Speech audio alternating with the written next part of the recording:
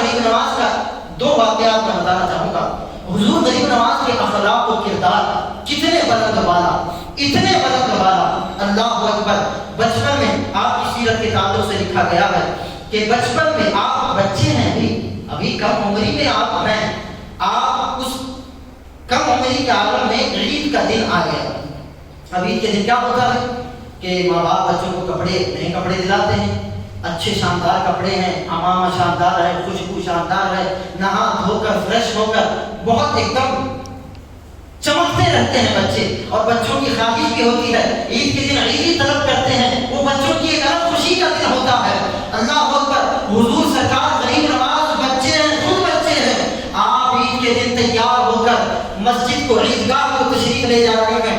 راستے میں دیکھتے ہیں کہ ایک اور کم سن بچہ ہے جو راستے کے کنارے کھڑا ہے، جس کی حالت خراب ہے، جس کے کپڑے پھٹے پھٹے ہیں، جو کہ جس کو دیکھ کر یہ محسوس ہو رہا ہے کہ اس کے پاس نہ رہنے کو گھر ہے، نہ کھانے کو کھانا ہے، نہ کوئی چھت ہے، نہ اس کا کوئی دیکھ بھال کرنے والا ہے، کپڑوں کی حالت خراب ہے، اس کی اپنی حالت خراب ہے۔ اللہ اکبر، حضور غریب نواز چھوٹے ہیں، عیدگاہ کو جانے کی بجائے رک جاتے ہیں اور اس بچے کے پاس جاتے ہیں اور پوچھتے ہیں کہ اے بندہ خدا، آج تو عید کا دن ہے، آج ہر بچے خوش ہوتے ہیں، نئے کپڑے پہنتے ہیں، تیرے ساتھ یہ کیا معاملہ ہے؟ تو ان پھٹے پھٹے کپڑوں میں راستے کے کنارے پر کیوں کھڑا ہوا ہے؟ اب وہ بچہ رونے لگ جاتا ہے اور کہتا ہے کہ اے مجھ سے میرا حال پوچھنے والے، کہ میں نئے کپڑے کیسے پہنوں جس کے ماں باپ ہی نہ ہوں؟ میں نہا دھو کر کیسے تیار ہوں جس کے بھائی بہن ہی نہ ہوں؟ میں خوشبو کیسے لگاؤں جس کی بارے میں کوئی پوچھنے والا بھی نہ ہو؟ اللہ اکبر، گویا کہ وہ بچہ یتیم بھی تھا، بھائی بہنوں کی محبت سے بھی محروم تھا، رہنے کے لیے اسے چھت بھی نصیب نہ تھا۔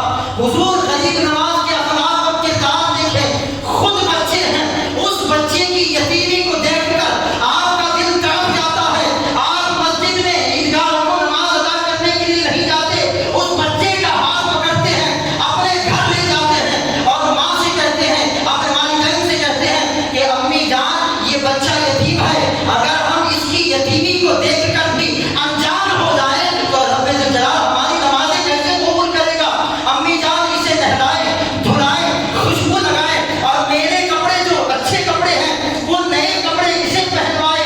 جب امی نے اس بچے کو نہلایا، دھلایا، نئے کپڑے پہنائے، پھر حضور غریب نواز نے اس یتیم بچے کو اپنے ساتھ لے کر عیدگاہ کی طرف آگے بڑھے۔ سبحان اللہ، یہ اخلاق اور کردار تھے جس کی بدولت سرزمین ہند میں پرچم اسلام بلند ہوا۔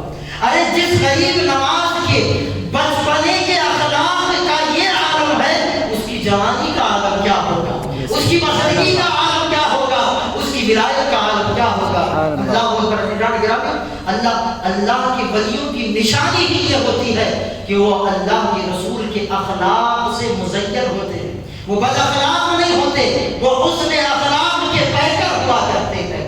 اللہ اکبر، سبحان اللہ۔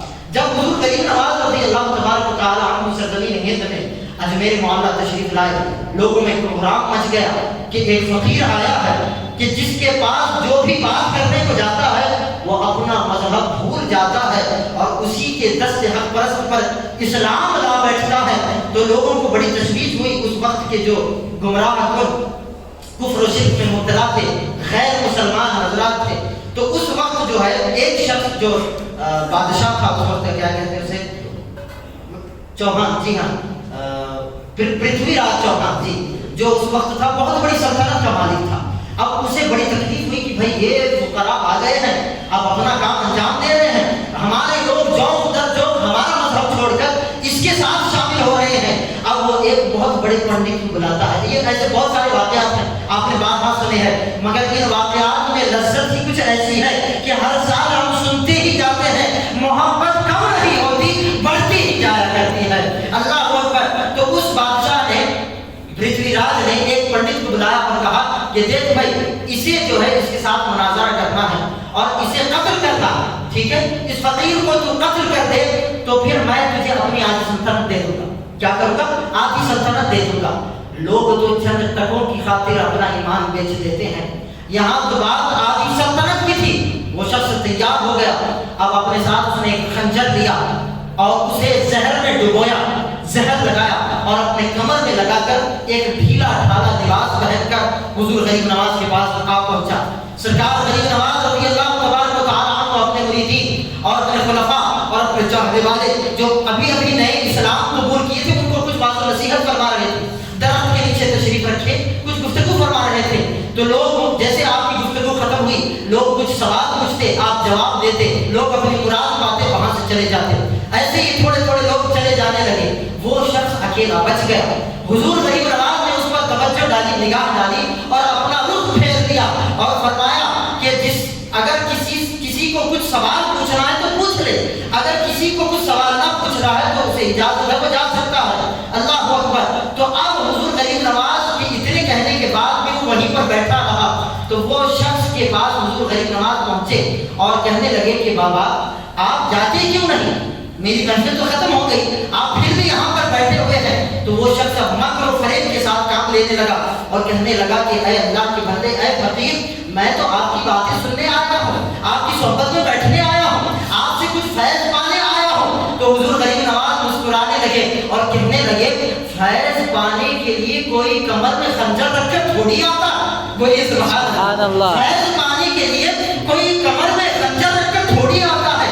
اب وہ بڑا ہوشیار تھا، وہ کہنے لگا کہ اے اللہ کے بندے آپ غلط سمجھ رہے ہیں، یہ تو چودھریوں کا رواج ہے کہ یہاں کے جو بھی لوگ ہیں اپنی کمر میں خنجر رکھ کر پھرا کرتے ہیں، یہ پرانے لوگوں کا طریقہ ہوا کرتا تھا، اس میں کوئی قباحت کی بات نہیں ہے، کوئی شک کرنے کی بات نہیں ہے۔ تو غریب نواز پھر مسکرانے لگے اور کہنے لگے اچھا چلو یہ رواج ہو سکتا ہے، مگر فیض حاصل کرنے کا یہ کون سا طریقہ ہے کہ تم آئے ہو فیض لینے کے لیے، خنجر بھی رکھ لیا، چھوڑو میں اس پر کوئی سوال نہیں کرتا، مگر خنجر کو زہر لگا کر کون آتا ہے؟ بولیے سبحان اللہ۔ تو وہ پھر شرمندہ ہوا، پھر غریب نواز نے تیسری بار کہا کہ چلو فیض پانے آئے ہو تو ایسے ہی آ جاتے، مگر میری موت کا سودا کر کے بادشاہ سے آدھی سلطنت کا مطالبہ کر کے فیض لینے کے لیے کون آتا ہے؟ بولیے سبحان اللہ۔ اب یہ باتیں سن کر وہ شخص گھبرا گیا، اس کے ہاتھ پیر ڈھیلے پڑ گئے کہ یہ بات تو صرف میرے اور بادشاہ کے درمیان تھی،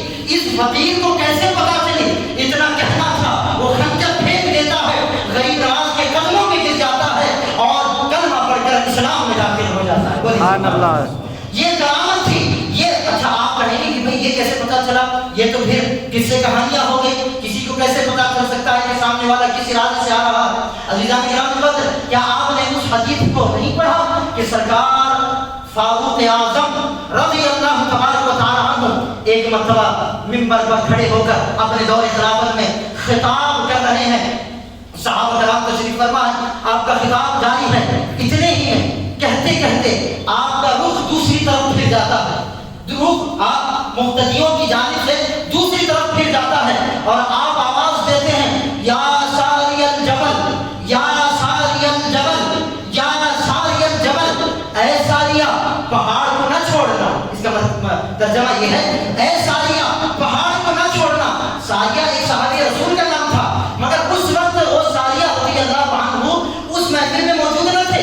صحابہ کرام پریشان، ارے ساریہ رضی اللہ عنہ موجود بھی نہیں ہے اور فاروق اعظم کہہ رہے ہیں اے ساریہ پہاڑ کو نہ چھوڑنا، یہ کیا بات ہو گئی؟ محفل ختم ہو گئی، خطاب ختم ہو گیا۔ اس وقت کچھ مہینوں کے بعد حضرت ساریہ رضی اللہ عنہ اپنے اصحاب کے ساتھ جب مدینہ منورہ واپس تشریف لائے تو صحابہ کرام نے ان سے کہا کہ ایک مرتبہ فاروق اعظم نے خطاب کے دوران یوں آپ کا نام لے کر پکارا، تو اس وقت حضرت ساریہ نے فرمایا، توجہ سے سنیں، ساریہ نے فرمایا بے شک ہم جنگ لڑ رہے تھے اور اچانک یکایک ہمارے کانوں میں فاروق اعظم کی آواز آئی اور ہم نے یہ سنا کہ فاروق اعظم فرما رہے ہیں اے ساریہ جبل کو، پہاڑ کو نہ چھوڑنا، پہاڑ کا سہارا لو، تمہیں فتح نصیب ہوگی۔ ہم نے ویسا ہی کیا، اللہ نے ہمیں فتح و نصرت عطا فرمائی۔ سبحان اللہ۔ فاروق اعظم مدینہ منورہ میں ہے، ساریہ رضی اللہ عنہ کوسوں میل دور ہے، وہ جنگ لڑ رہے ہیں۔ وہ کون سی نورانی بصیرت تھی فاروق اعظم کی کہ جو مدینہ منورہ میں بیٹھ کر ساریہ رضی اللہ عنہ کو ملاحظہ فرما رہے ہیں۔ اللہ اکبر۔ تو سرکار نے فرمایا اتقوا فراست المؤمن انہ ینظر بنور اللہ، مومن کی فراست سے ڈرو، مومن کی وراثت سے ڈرو جو اللہ کا بندہ ہوتا ہے، مومن برحق ہوتا ہے، عبادت گزار ہوتا ہے، اللہ کا ولی کامل ہوتا ہے۔ ایسوں کے ساتھ چھیڑخانی نہ کرنا، ایسوں کے ساتھ مذاق نہ کرنا۔ کیوں؟ کیونکہ یہ دیکھتا تو اپنی آنکھوں سے ہے مگر ان کی آنکھوں میں خدا کا نور سمایا ہوتا ہے۔ بولیے سبحان اللہ۔ وہ دیکھتا تمہارے ظاہر کو بھی ہے اور تمہارے باطن کو بھی ہے۔ اسی لیے ایک مشہور جملہ ہے کہ جب بھی علماء کی خدمت میں جاؤ، علماء کی صحبت میں جاؤ، تو زبان کو سنبھال کر جاؤ، کیونکہ ان کی نظر تمہارے الفاظ پر ہوتی ہے۔ اور جب اللہ کے ولیوں کی صحبت میں جاؤ تو دل کو سنبھال کر جاؤ، ان کی نگاہ تمہارے دل پر ہوا کرتی ہے۔ تو یہ تو حدیث شریف ہے، سرکار فاروق اعظم مدینے میں بیٹھ کر سارے رضی اللہ عنہ کو دیکھ رہے ہیں، تو وہی بارگاہ سے فیض جب اللہ کے ولیوں کو ملتا ہے تو غریب نواز بھی اگر اپنے دشمنوں کو پہچان دے تو اس میں کون سی تعجب کی بات ہے؟ اس میں کون سے؟ اور آپ کے اخلاق اتنے اعلیٰ، اتنے اعلیٰ۔ ایک مرتبہ ایک جوگی آپ سے مناظرہ کرنے کے لیے آئے،